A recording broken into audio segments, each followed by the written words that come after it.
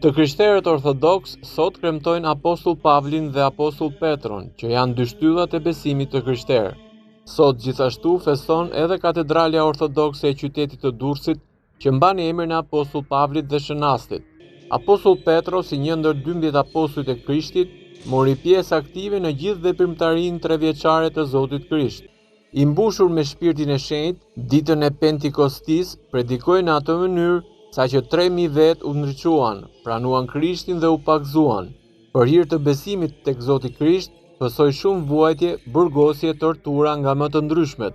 Jetëshkrimi na thot se u kryqëzua kokëposhtë në Rom në kohën e perandorit Neron, rreth vitit 66 pas Krishtit, dhe u varros rreth vitit 66 pas Krishtit, aty ku sot lartësohet kisha e Shën Pjetrit, një kishë madhështore për nder të tij. Apostull Pavli më parë quhej Saul dhe ishte farisej që i përkiste një sekti konservator të hebrejve. Në fillim ishte përndjekës i të krishterëve.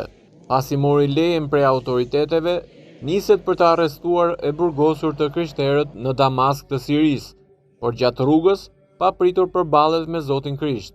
Ndërsa po udhtonte dhe po i afrohej Damaskut, befas rreth tij vetëtiu një dritë nga qielli, dhe si u rrëzua për tokë, dëgjoi një zë që i thoshte: "Saul, Saul, përse më përndjek?"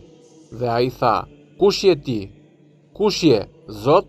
Dhe Zoti tha: "Unë jam Jezui, që ti e përndjek."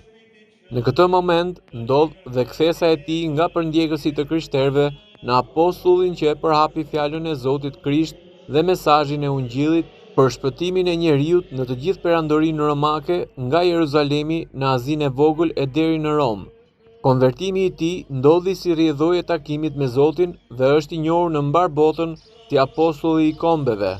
Shkroi 14 letra, të cilat janë pjesë e dhjatës së re. Me atë të këtyre letrave shpalos dijet e tij të thella në lidhje me mësimdhënien dhe moralin kristian.